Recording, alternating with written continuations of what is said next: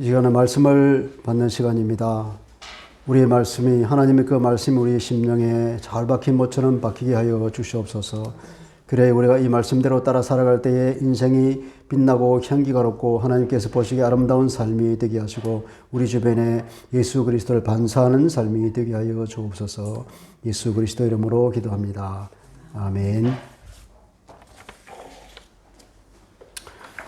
여러분 지난번에 한번 전도서 설교했었죠. 오늘 아마 두 번째 하는 것 같은데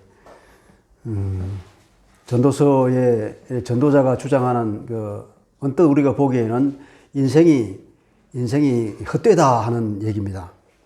헛되다고 하는 것은 히브리 말로 헤벨이라 그랬죠, 그죠? 헤벨. 창세기 보면은 아담의 둘째 아들의 이름이 아벨이었잖아요, 아벨. 형에게 맞아 죽어서 그냥 허무하게 사라진 그 이름. 그래서 이 아벨이고 헤벨과 같은 것입니다. 아벨, 헤벨. 헤벨은 원래의 뜻은 연기와 같은 그런 거. 그것은 그냥 슬슬 빠져버리니까 잡을 수가 없다는 그런 의미에서 헤벨이에요. 그러니까 인생이 헤벨이라는 것은 인생이 아무 의미가 없는 헛되다는 의미가 아니라 인생은 마치 그런 공기와 같아서 잡을 수가 없다는 거예요. 내가 잡았다고 딱 생각했는데 딱 펴보면 아무것도 없는 것. 그런 의미에서의 헛되다는 것입니다. 인생은 헤벨인 거죠. 마치 우리가 무지개를 쫓아갈 때 무지개를 가면 갈 때 앞에 있잖아요. 잡았다고 생각하면 여기 있는 것이 아니라 저 멀리 가 있고 그런 것처럼. 오늘은 3장에서는 이제 이 전도자가 우리에게 때가 있다 그러죠. 범사에 때가 있다. 그런데 그 때가 보니까 2절부터 시작해서 8절까지 이 때에 대해서 계속 말하겠죠. 좋은 때가 있는가 하면 나쁜 때가 이제 번갈아 가면서 그죠. 이런 쌍을 지어서 계속 말합니다. 근데 날 때가 있고 죽을 때가 있고 심을 때가 있고 뽑을 때가 있고 안 할 때가 있고 않는 것을 그만둘 때가 있고 싸울 때가 있고 평화할 때가 있고 이런 서로 상반되는 때가 있다는 거예요. 때가. 여러분 우리 때를 알면 얼마나 좋을까요? 아주 가까운 예를 들어서 내가 주식을 한다. 주식을 살 때와 주식을 살 때는 얼마나 좋겠습니까? 단돈 10,000원만 있어도 그냥 세는데 아무 지장 없죠. 그죠? 샀다가 팔았다. 돈이 필요하면 그냥 팔고 또 필요하면 돈이 샀다가 또 필요하면 팔고. 사업하는 사람도 사업을 할 때와 사업을 접을 때 그 때를 알면 얼마나 좋겠어요. 이제는 사업을 접었다. 그럼 접었다가 또 시절이 좋아지면 이제 시작할 때는 또 시작했다가 이렇게 좋을 때가 없는데 근데 문제는 때를 우리가 구별하기 힘들단 말이죠. 그 때를 제대로 아는 사람이 있을까요? 우리가 때를 아는 지혜가 있으면 좋겠습니다. 이 때는 다른 말로 하면 시간이겠죠, 그죠? 시간. 시간은 언제 나왔을까요? 창조 때의 시간이 들어왔어요. 창세기에 보면 창세기 1장 14절에 보면 하늘의 공창에 광명체들이 있어 낮과 밤을 나누게 하고 그것들로 징조와 계절과 날과 해를 이루게 하다. 계절이 그다음에 날과 달과 해 결국 시간이죠, 그죠? 이게 언제 만드느냐면 넷째 나라에 만드는 거예요. 이런 시간을 만들고 그다음에 이 인간이 살 수 있는 이런 공간을 만드셨죠. 공간을 만들고 거기다가 시간을 만든 거예요. 그리고 이 모든 것을 다 준비한 뒤에 아담과 하와를 에덴 동산에다가 창조해서 살게 했다는 것 아니겠습니까? 그러니까 이런 공간이라든지 시간이라든지 이것은 모든 것들은 우리가 살아가기 위한 하나의 틀이죠. 틀. 하나님께서 우리가 살 수 있는 틀을 만들어 준 거예요. 그 틀은 우리가 뛰어넘을 수 있을까요? 없을까요? 우리가 주어진 거예요, 그건. 그건 기본 대천재란 말이죠. 땅을 초월할 수도 없고, 시간을 넘어설 수도 없습니다. 이것이 인간의 한계죠. 우리는 이런 시간의 한계 속에 살아가고 있습니다. 10절을 보니까 하나님이 인생들에게 노고를 주사 애쓰게 하신 것을 내가 보았노라. 이 시간의 한계 속에 사는 인생들에게 하나님께서는 힘쓰고 애쓰고 수고하는 짐을 또 지워줬다네요. 전도자가 보기에. 이게 사실은 창세기 1장 28절에 보면 우리에게 생육하고 번성하고 그런 복을 주지 않습니까? 하나님께서. 우리가 복을 주어서 다스리려 한 거죠. 그러니까 복인 거예요. 생육하고 번성하여 땅에 충만하라. 땅을 정복하라. 쭉쭉 나오다가 모든 생물을 다스리라 하는 거예요. 이게 하나님이 우리에게 주신 가장 큰 복인데 불구하고 아담과 하와의 타락으로 인하여서 이 다스리는 권세가 사단에게 넘어가 버리고 우리에게 남은 것이 무엇입니까? 다스리는 권세가 아니라 이제 고역이 된 거죠. 고역. 우리가 짐이 된 거예요. 힘쓰고 애써서 노고해야 되는 이런 힘이 돼버린 짐이 된 거죠. 이 기쁨이 되고 이 능력이 되어야 할 이 일이 그렇게 된 것을 우리가 보게 됩니다. 그러면서 이 전도자는 이런 타락한 세상 가운데에서 이 수고하는 짐을 통하여서 우리에게 뭐 남는 것이 있나 물어보는 거예요. 9절 그죠? 그 수고로 말미암아 무슨 이익이 있으랴? 무슨 남는 것이 있으랴? 이익이라는 것은 원문에 의하면 이트론이란 말인데 그죠? 장사를 할 때 이문을 이트론이라는 다 그러죠. 이문. 내가 그렇게 애쓰고 수고해서 무슨 남는 것이 있었다냐 하는 거예요. 전도자가. 남는 것 없는 거라. 그러니까 초과 이익이 없는 거야. 우리 인생에게 하나님께서 허락하신 그것을 넘어서는 그런 초과 이익이 없어. 아무리 애쓰고 힘쓰고 노력해봐라. 남는 게 있는가? 그리고 우리는 거기뿐 아니라 죽음의 한계도 또 오시고 있지 않습니까? 시간의 한계라는 것은 다른 말로 하면 죽음의 한계죠. 우리는 어떤 존재입니까? 날 때가 있고 죽을 때가 있다 그러죠. 나서 죽는 그 시간까지 그 사이에 존재하는 존재잖아요, 우리가. 그것을 넘어설 수가 없는 거죠. 이 지혜자가, 전도자가, 자기는 지혜를 추구하다고 그러잖아요. 지혜를 열심히 추구하고 모든 일을 다 해봤는데, 2장 16절에 보니까 그것도 깨달아서 한탄을 합니다. 오호라, 지혜자의 죽음이 우미자의 죽음과 일반이로다. 그렇게 지혜가 뛰어나고 좋다 그래서 지혜를 추구했는데, 나중에 알고 보니까 죽을 때 되니까 지혜자도 죽고 우미자도 없고, 다 죽고 나니까 뭡니까?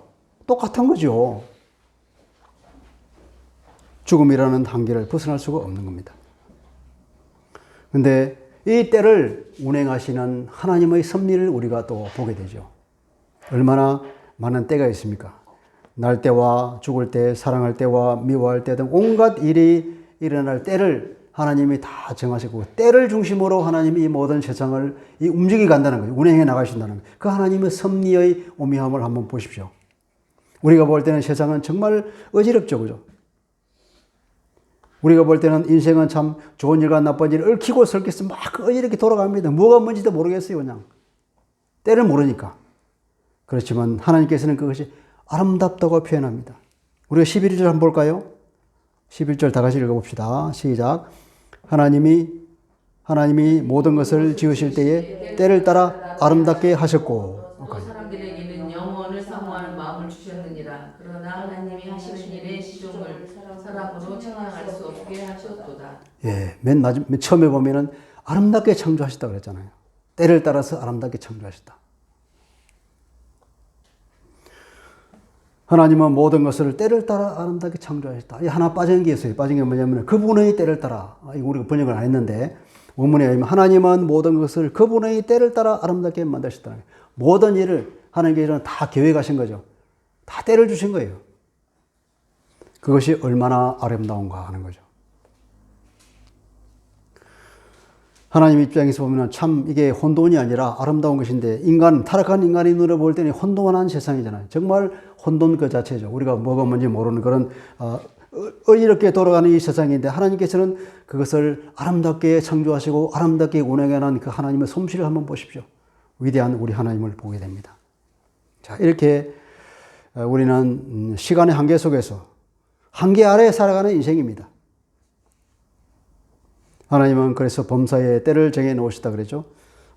다시 1절로 돌아가겠습니다. 범사에 기한이 있고 천하만사가 다 때가 있다 그랬습니다. 여기서 보면 기한이 있고 때가 있다 그랬죠. 기한과 때가 다르게 설명되고 있습니다. 그게 원문이 단어가 달라서 그렇습니다. 기한은 그 제만이라는 단어를 번역가지고 때 하는 것은 에트라고 하는 말을 번역한 말입니다. 근데 이게 무슨 말인가 잘 보면 이 히브리 성경을 헬라 성경으로 옮긴 게 70인역 성경이라고 그랬죠. 그죠? 그 70인역 성경에는 어떻게 번역되어 있느냐. 이게 우리가 잘 아는 크로노스와 카이로스로 번역한 거예요. 그리고 우리 시간은 두 가지가 있다 그랬죠. 그죠? 시간은 두 가지가 있습니다. 그게 헬라 말로 하나는 크로노스 시간입니다. 크로노스 시간은 우리 그냥 보는 이 시계 같다고 하는 그 시간입니다. 1시, 2시, 3시 나가는 그 시간. 그런데 또 특별한 시간이 있어요. 카이로스의 시간입니다. 카이로스 시간은 특별한 시간. 하나님이 정하신 어떤 일을 이루기 위해서 하나님께만 알고 있는 정하신 그 시간. 우리는 흔히 그것을 기회라고 번역하기도 하죠. 우리가 보면 기회죠. 모르니까. 그 하나님이 정하신 그 특별한 시간입니다. 그걸 카이로스라고 합니다. 이렇게 여기서 이제 크로노스의 시간이 있는가 하면 카이로스의 시간이 있는가. 하나님께서 이렇게 카이로스와 크로노스 시간을 따라서 모든 것을 운행하고 섭리해 나가신다 이겁니다. 이 카이로스의 시간은 우리가 성경에 보면은 그런 말이죠. 때가 참해 하는 말이죠. 때가 그 때가 되었다. 하나님께서 정해놓은 그 특별한 때. 근데 뭐 때가 참해 그리스도께서 사람의 몸을 입으시고 이 땅에 오셨다. 하나님께서 그리스도를 보내실 때 얼마나 심사숙고 그때 정하신 때겠어요. 딱 그때가 되어서 드디어 그리스도가 이 땅에 태어나신 거죠. 그 하나님의 놀라운 섭리 가운데에 딱 그때에 태어나신 겁니다. 근데 우리가 2절부터 8절까지 보면 여러 가지 때가 있잖아요. 날 때가 있고 죽을 때가 있고 심을 때가 있고 뽑을 때가 있고 사랑할 때가 미워할 때가 있고 이런 모든 때들이 다 무슨 때입니까 하면 제만이 아니라 에트라는 거죠. 그러니까 크로노스 시간이에요. 그죠? 그거 보면 하나님께서 다 정하셨다는 거잖아요. 그래 이 크로노스 시간은 하나님의 어떤 특별한 목적을 위해서 어떤 일이 일어나도록 하나님이 지정한 그 때를 말한 거죠. 그러니까 2절부터 8절에 나오는 그 모든 때들은 다 하나님 그렇게 특별한 의도를 가지고 다 정한 그 때예요. 그러니까 이 일은 하나님의 어떤 의도나 뜻이 내포되어 있다는 것이겠죠. 이 모든 것들을 통하여서 하나님께서 아름답게 이 세상을 당신이 창조한 이 모든 창조물을 섭리해 나가시는 하나님의 방법이 바로 이 때라고 하는 것입니다. 여러분, 때, 성경에 또 우리가 자주 보는 게 있죠. 에베소서 5장 16절에 보면 이런 말이 있잖아요. 세월을 아끼라 때가 악하니라 하는 말이 있잖아요. 세월과 때라고 하는 두 단어가 있습니다. 여기서는 이제 이 때라고 하는 것은, 이 때에는 날들이에요. 날들. 오히려 앞에는 세월, 그것이 카이로스예요. 세월을 아끼라, 그러니까 카이로스를 아끼라. 하나님이 특별히 정하신 우리에게 주신 어떤 의미 있는 때가 있다. 우리에게 어떤 주는 특별한 기회가 있다. 그 기회를 아끼라. 그러죠. 아끼라. 이게 또 원말에 의하면, 엑사고라조 하는 단어입니다. 이것은 그 기회를 사라 하는 게 살아. 기회를 사라. 상업적인 용어예요. 하나님이 저 특별한 기회가 있는데 그것을 돈을 주고 사서라도 귀중하게 여기라 이 말이에요. 다른 말로 하면 그것은 아주 기회를 최대한 이용하라는 거예요. 그리스도인으로 사십니까? 하나님이 주신 특별한 기회가 있습니다. 그 기회를 눈을 부릅뜨고 바라보면서 기회가 온 거다는 그것을 탁 잡아야 되는 거예요. 최대한 그 기회를 이용해야 되는 거예요. 왜냐하면 때가 악하다. 이 세월은, 이 시대는 악한 시대다. 마지막 때가 되었다 이 말이에요. 이렇게 카이로스의 시간을 특별히 구분하고 있죠. 그것은 하나님이 특별하게 의미를 둔 시간이기 때문에 그렇습니다. 이 때를 잘 분별해야 되는데 성경에서 우리가 그 예를 한번 찾아볼까요? 때를 잘 분별하지 못하는 사람을 보게 됩니다. 모세를 한번 보십시오. 모세가 때를 잘 분별했을까요? 그 때가 되기도 전에 모세는 사명을 이루려 하다가 살인자가 돼서 도망자 신세가 됐지 않았습니까? 모세가 때를 잘 알았다면 하나님이 때를 잘 기다렸을 텐데 그 때를 분별하지 못해서 이런 일이 생겼죠. 또 하나님께서 이제 때가 되어서 모세를 불렀잖아요. 나이가 80에서 불렀는데 모세는 오히려 그때 이제 때가 너무 늦었습니다. 이렇게 말하잖아요. 내가 이 나이에 뭘 일을 하겠습니까? 하나님께서는 그 때를 정하셨는데 이렇게 우리 인생은 그 때를 분간하지 못하는 걸 보게 되죠. 그런가 하면 또 우리는 다윗을 보게 됩니다. 다윗은 왕으로 기름 부음을 받고도 쫓기는 도망자 신세가 되지 않았습니까? 근데 그는 우리가 볼 때는 때를 좀 아는 것 같아요. 때를 기다릴 줄 아는 사람이죠. 섣불리 자기가 내가 왕으로 기름 부었는데 왜 내가 왕이 못됐냐. 저 사울을 쳐 죽여버리면 하나님 허락하신 건데 그렇게 될 거잖아요. 그런데도 다윗은 그 하나님의 때를 기다린 것 같아요. 사울을 죽이셨는데 기회가 2번이나 있었는데도 불구하고 하나님의 기름 부으신 자를 자기가 어떨 수 없다면 자기는 절대 손대지 않습니다. 꼭 자기의 그 어려운 고통을 견디면서 하나님의 때를 기다리는 걸 보게 되죠. 이것이 정말 지혜로운 사람 아닐까요? 그런데 우리 주님은 어떻게 사셨습니까? 주님의 공생애를 보면은 요한복음에 보면 늘 그 때라는 단어가 여러 번 나오죠. 내 때가 아직 되지 않았습니다. 아직 내 때가 되었다. 너희 때는 언제나 있지만 내 때는 아직 아니다. 주님이 그 때를 늘 기다리고 그 때를 오히려 조종하면서까지도 공생애를 사신 걸 보게 됩니다. 드디어 때가 되었다. 이렇게 말하면서 십자가를 지려고 나가는 걸 우리가 보게 되잖아요. 주님은 그 때를 오히려 그 완급을 조절해 가면서까지도 사신 걸 보게 됩니다. 우리도 이렇게 때를 잘 분별할 수 있으면 참 좋겠는데, 그죠? 근데 우리가 때를 잘 사실 분별하는 게 좋겠죠. 오늘 이 성경을 보니까 때를 분별할 수 있는 키워드가 뭘까 생각해 보니까 이것은 결국은 아까 나왔던 그 에트라고 때라고 하는 그 단어의 의미에서 볼 수 있겠습니다. 그것은 카이로스 시간이라고 했잖아요. 카이로스 시간은 하나님의 때거든요. 하나님의 정하신 때니까 하나님이 특별하게 그 의미를 둔 거예요. 의미를. 그러니까 하나님의 눈으로 봐야 된다는 거죠. 때를 분별하기 위해서는. 우리 눈으로 보는 것이 아니라 하나님의 눈으로 한번 보고 그러면 하나님의 의도와 목적을 생각하면서 때를 분별하려면 훨씬 분별하기가 쉬워질 거다 하는 거죠. 또 하나는 아까 우리 11절에 보면은 사람들의 마음에 영원을 사모하는 마음을 주었다 그랬잖아요. 영원. 이게 또 키워드가 핵심이 있는 것 같아요. 영원.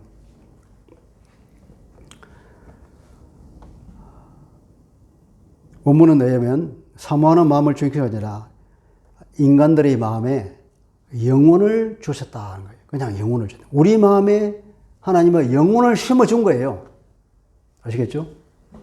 그러니까 인간의 마음에는 영혼이라 하는 것에 대한 그 DNA가 아주 심어져 있다니까요. 그것을 우리가 활용해야 되는 거죠. 우리 마음에 심어져 있는 그 영혼이라는 이 단어, 이 영혼이라는 단어가 신약에 와서 어떻게 현실화되느냐면 영원한 영광이란 말이 있잖아요. 요한복음에 보면은 영생이라는 말이 계속 나오잖아요. 영생. 이 영생, 이 영원이라는 그게 똑같은 단어입니다. 헬라 말로 올람이라는 단어인데, 히브리 말로 올람이라는 말이 헬라 말로 아이온이란 말, 아이온. 영원성이라는 거죠. 이 영원한 영광으로 고린도서 4장 17절이나 베드로전서 5장 10절에 보면 영원한 영광이라는 말로 표현하는데 이것은 구원의 다른 말이잖아요. 우리 하나님께서 베풀어진 그 구원. 로마서에도 보면 우리가 하나님의 영광에 이르는 소망을 가지다 그렇지 않습니까? 우리 구원을 받는 그것을 하나님의 영광에 들어간다는 거죠. 이 영원한 삶, 영원한 영광. 그게 뭡니까? 곧 하나님께서 우리에게 처음부터 교회에 가신 모든 인간과 모든 피조 세계를 타락한 걸 다시금 회복시켜서 구원에 이르고자 하는 그 원대한 계획이 이때부터 다 있었던 건데 그것을 염두에 두고 생각해야 된다는 거 아니겠습니까? 그러니까 구원의 관점에서 때를 분별하기 위해서는 봐야 된다는 거고 하나님의 눈으로 볼 때에 이 때를 분별하기가 쉬워진다는 것이겠죠.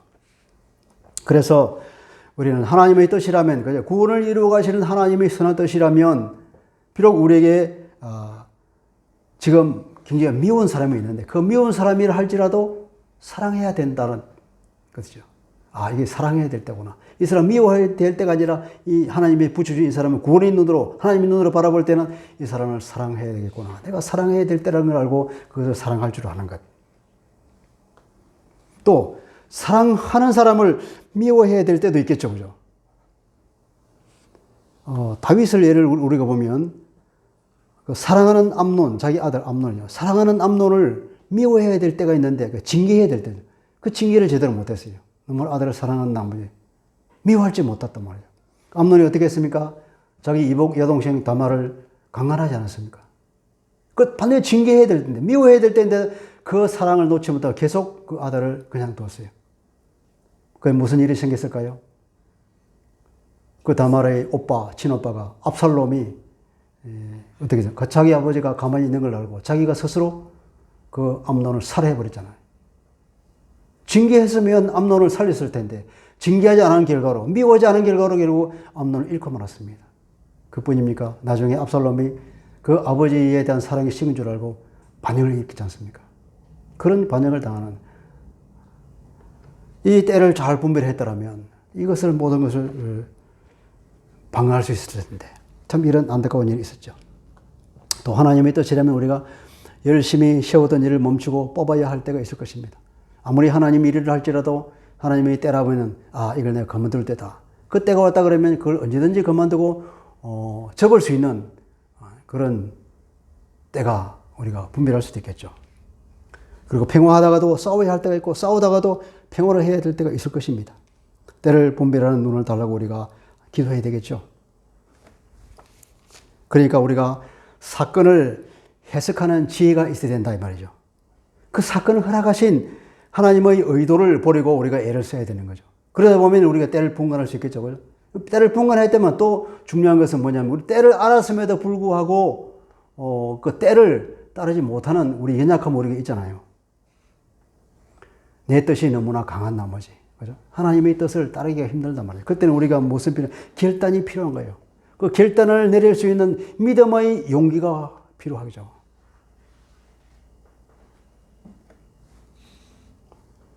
이렇게 우리가 때를 분별한 지혜를 갖고 때를 분별하고 노를 가지만 그러나 거기 결국은 한계가 있다는 거죠. 11절 맨 마지막 절에 보면 이렇게 말하잖아요. 그러나 하나님이 하시는 일의 시종을 사람으로 청량할 수 없게 하셨도다.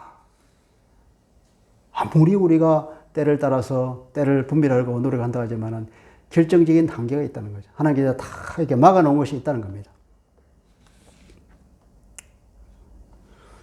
사람은 장래일을 알지 못한다고 전도서는 무려 3번씩이나 강조하고 있습니다. 전도서 7장 14절, 8장 7절, 10장 14절에 보면은 사람은 장래일을 알지 못한다. 그렇게 계속 강조하고 있습니다. 그뿐입니까? 9장 12절에 가면 이런 말도 있습니다. 사람은 자기 때도 알지 못한다. 이때의 때는 뭐냐면 재앙의 때예요. 마치 물고기가 낚시에 걸리듯이, 새가 올무에 걸리듯이 그 재앙이 올 때를 모르는 거예요. 아무리 인간이라 하지만 그 재앙이 어느덧 느닷없이 떨어질 때에 그 재앙에 걸리고 마는 것이 인생이다. 우리가 교통사고를 당할 줄 모르잖아요. 어느 순간 교통사고라는 그 때가 올 때에 덜컥 걸리고 마는 것이 인간이지 않습니까? 어느 날 열심히 살아가고 있는데 덜컥 암이라는 존재가 우리를 찾아올 때가 있죠. 우리가 모르는 것 아니겠습니까? 신명기 29장 29절에 이렇게 말합니다. 감추어진 일은 우리 하나님 여호와께 속하였거니와 나타난 일은 영원히 우리와 우리 자손에게 속하였나니 이는 우리에게 이 율법의 모든 말씀을 행하게 하려 하심이니라. 하나님께서 모든 것을 다 감추어 놨는데 하나님께서 그 계시를 통하여서 우리에게 알려주는 것이 있다. 그 계시가 뭐냐? 곧 하나님의 말씀이라는 거예요.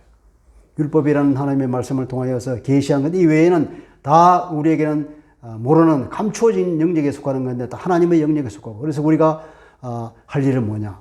오직 말씀에 순종하는 것밖에 없다. 이렇게 말하고 있지 않습니까? 그렇습니다. 우리에게는 다 캄캄한 영역이 있는데 하나님께서 보여주시는 것, 계시해 주는 것만 우리가 알 수 있는 거죠. 그런데 계시한 것조차도 모르기 때문에 어려움을 겪는데 우리가 그것을 알기 위해서는 때를 분별할 수 있는 이 지혜를 우리가 달라고 기대하고 하나님의 눈으로 보려고 그러고 이 구원의 관점에서 볼 때 보다 때를 다 분별할 수 있겠지만 본질적으로 우리 이 한계 속에서 살아갈 수밖에 없다는 거죠. 그러면서 이 분별을 하지 못할 때 때를 모르고 살아가는 인생들에게 전도자 이렇게 말하죠. 그렇게 애쓰고 수고할 때 일하는 자가 그 수고로 말미암아 무슨 이익이 있느냐 이렇게 말하고 있습니다. 수고의 이익이 없는 것이죠. 이 말은 전도서를 처음 시작할 때 한 말과 같습니다. 전도서 1장 2, 3절에 보면 전도자가 이르되 헛되고 헛되며 헛되고 헛되니 모든 것이 헛되도다 그러잖아요. 해 아래에서 수고하는 모든 수고가 사람에게 무엇이 유익인가? 아무런 이토론이 없다는 겁니다. 하나님이 허락하신 그 인문 이외에는 초과 인문은 아무리 노력해도 얻을 수 없는 것. 인생이라는 것을 내가 스스로 조정하려고 내 스스로 어떤 것을 해보려고 아무리 발버둥치고 노력하고 해봐야 다 바람을 잡는 것이다. 성경이 전도에 자주 나오잖아요. 다 바람을 잡으려고 하는 것 같도다. 그게 해벨인 거죠. 인생을 내 마음대로 할 수 있습니까? 잡았다고 생각하면 손에 아무것도 남는 게 없습니다. 바람을 잡는 것이죠. 때를 분별하지 못하고 사는 인생은 다 헛된 것입니다. 그것이 전도자가 2장 11절에서 그렇게 말합니다. 전도자가 이미 경험했다고 그러잖아요.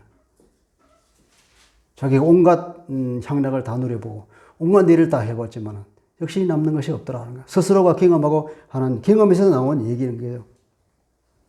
시간의 한계 안에 사는 인생의 숙명이죠, 이게. 우리는 이것을 어떻게 해야 되겠습니까? 인정해야죠. 인정해야 됩니다. 자, 그래서 이런 시간의 한계 속에 살아가는 인생을 우리가 어떻게 살아야 지혜롭게 사는 것일까요?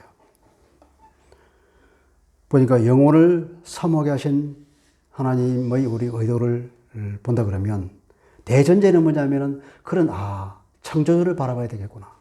영혼이라는 것. 우리가 지금 주어진 시간 속에서 날 때와 죽을 때 그 사이에 일정한 시간에만 살아가는 그런 제한된 존재이지만 우리는 하나님께서 우리의 심령에 뭘 주셨다 그랬죠?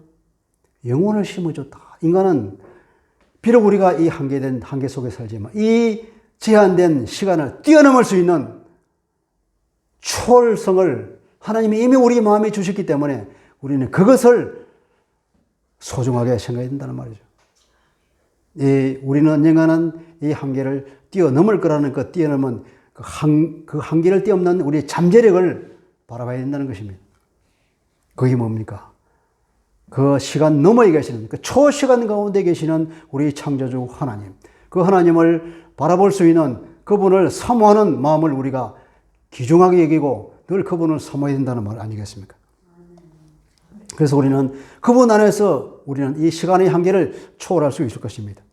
자, 여러분, 그리스도가 이 땅에 오셔서 그 하나님의 계시가 완성이 되었습니다. 우리 그 그리스도를 통해서 우리는 이 시간의 한계를 초월하는 그 초월의 문을 우리가 열었지 않습니까? 할렐루야. 이 영혼의 초시간 안으로 들어가는 길이 열렸다 이 말이에요. 비록 시간의 한계에 갇혀 사는 인생이지만, 그러니까 미래를 알지 못하고 자기 재앙에 대해서 알지 못하는 인생이지만 우리가 그리스도 안에 있으면 합력하여 선을 이루시는 하나님 아버지의 영원한 보호와 영광 가운데 들어가는 것이 보장되어 있다 하는 것이죠. 할렐루야. 비록 이 땅에서 한계 가운데 살아가고 있지만 하나님을 부지런히 찾고, 그죠? 그리고 그 영광을 바라보면서 그분을 모시고 사는 것, 그분을 섬기고 사는 인생.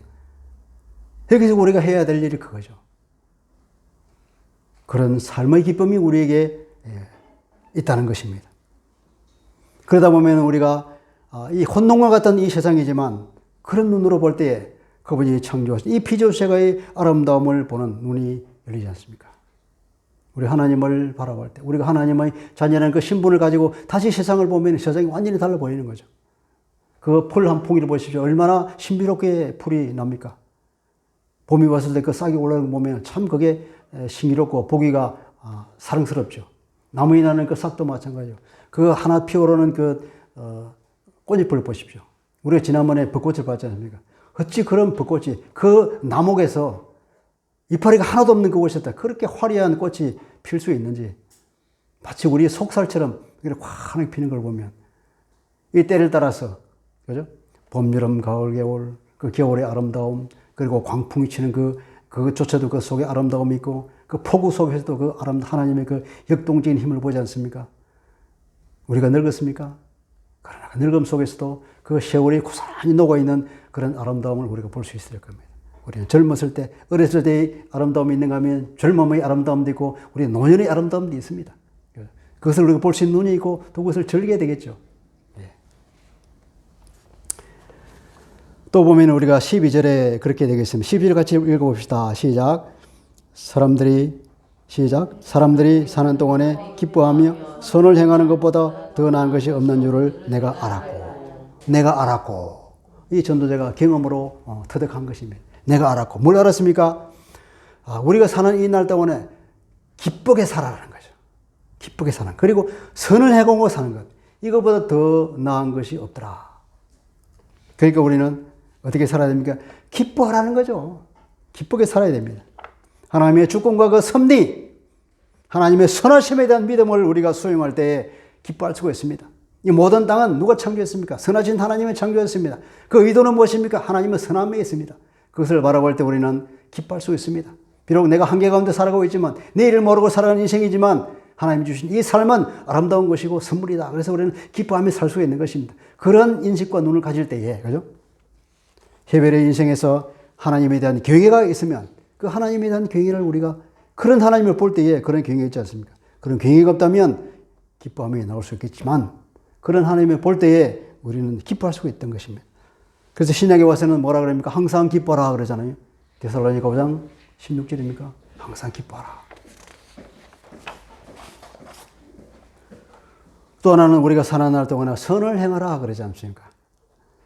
하나님의 뜻이 무엇입니까? 선을 행하라 그러죠. 이웃을 사랑하라 그랬지 않습니까?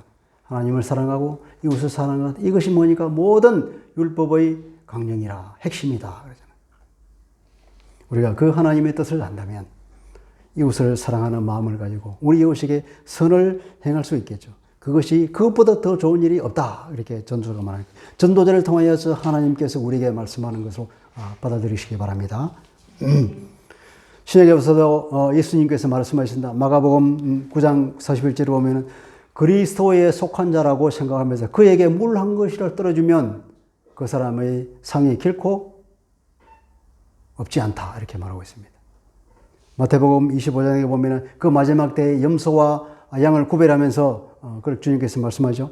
내가 줄일 때에 너희가 먹을 것을 주었고 목마를 때에 마시게 하였고 나그네 되었을 때에 영접하였고 헐벗을 때에 옷을 입혔고 병들었을 때에 돌보았고 옥에 갇혔을 때에 와서 보았느니라. 주님께서 그렇게 한 적이 없는데도 불구하고 주님이 그렇게 했다는 거예요. 이 작은 자 하나에게 한 것이 바로 나에게 한 것이다. 그렇게 주님께 말씀하시면서 우리 이웃에게 그 작은 사랑, 우리 작은 선 하나다. 우리 물 한 그릇으로 떠주는 그 선행, 그것이 결코 상을 잃지 아니할 것이라고. 우리가 뭐 큰 선을 행하는 것이 중요한 것이 아니라 이 소소한 과정에서 우리가 할 수 있는 그런 선을 행하는 그것도 그렇게 우리에게 쌓여나가는 삶을 살아라는 거죠. 그래서 갈라디아서 6장 10절에 보면 그러므로 우리는 기회가 있는 대로 모든 이에게 착한 일을 합시다. 그렇게 말하잖아요.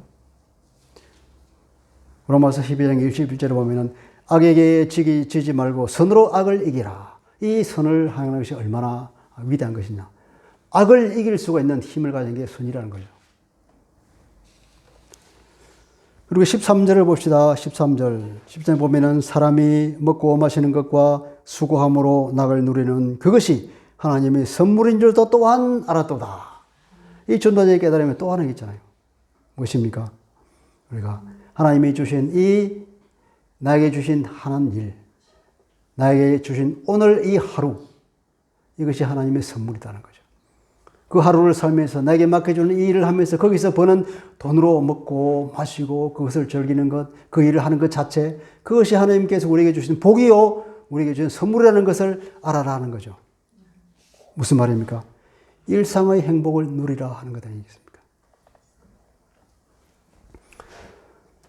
그 유명한 로마 시인 호라티우스라는 사람이 시를 썼습니다. 그 시 가운데에 카르페 디엠이라는 말이 있습니다.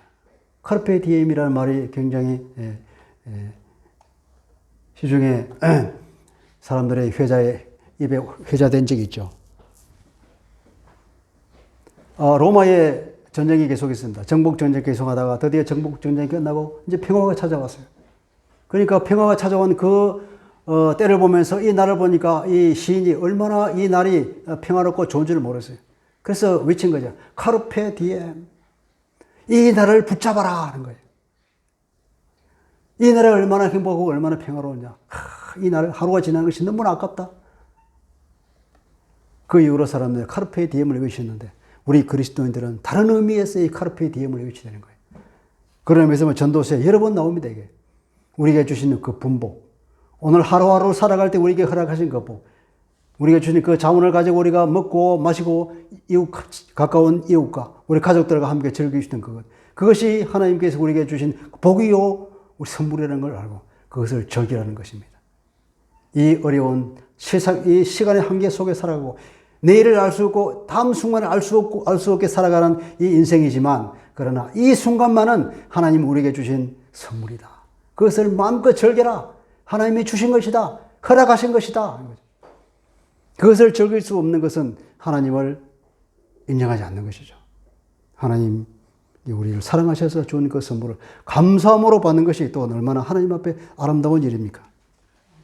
먹고 마시는 것, 일상의 삶을 사는 것, 가족끼리 먹고 마시는 것, 또 친한 친구 식탁 교제를 나누면서 사랑의 교제를 나누는 것, 이 일상의 행복이 하나님이 우리에게 주신 복이니까 그것을 마음껏 누리라는 것입니다. 거기 보면은 수고하고 사람마다 수고함으로 낙을 누리는 그것이라거든요. 수고함으로. 어머니가 하면은 수고하는 가운데 선을 보라 하는 거예요. 우리가 열심히 순노하는 건데 거기에 뭔가 선이 있다는 거예요. 좋은 것이 있다. 그걸 보라는 거예요. 눈이 있어야 하는 거죠. 오늘도 일하는구나.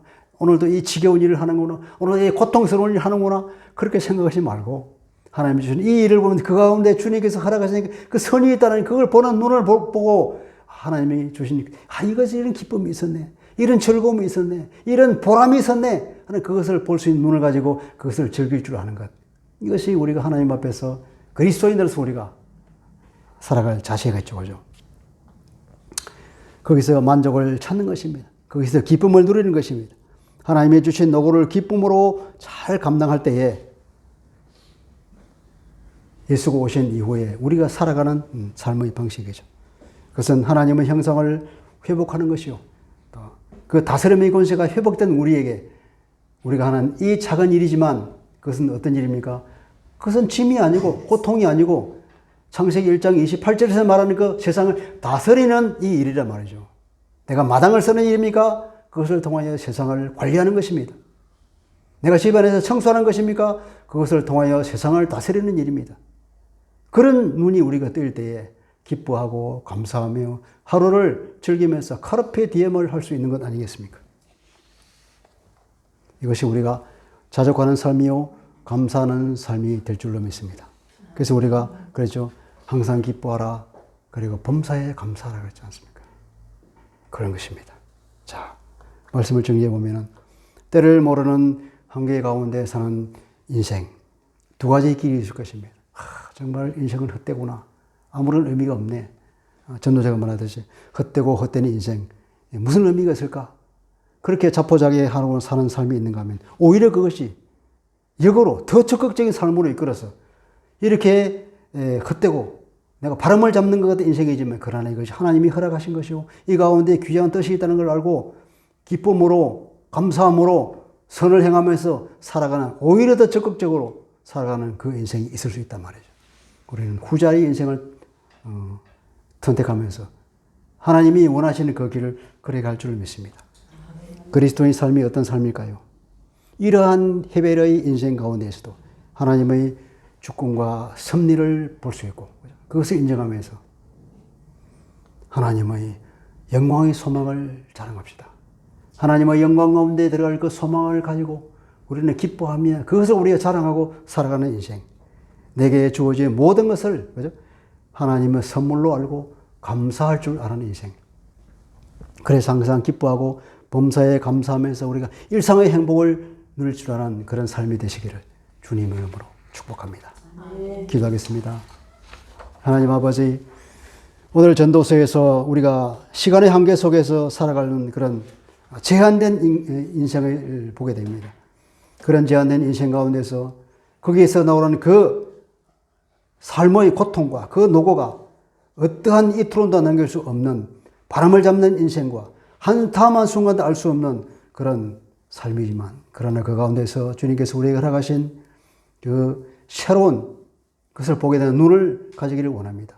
주님, 우리가 영혼을 사모하는 마음을 주시다고 했으니까 우리가 이 한계를 뛰어넘을 수 있는 가능성을 바라보며 우리 주 예수 그리스도 안에서 우리가 시간을 초월한 그 영혼 가운데서는 주님께 나아가는 길을 우리가 얻었음을 알고 기뻐하면서 우리에게 오늘도 주어진 이 삶을 귀하게 여기고 그것을 감사하게 여기고 일상의 행복을 누리고 알고 또 옆에 선을 행하면서 아름답게 그리스도의 향기를 뿜으며 살아갈 수 있는 사람이 다 되게 하여 주시옵소서. 감사하며 예수 그리스도 이름으로 기도합니다. 아멘.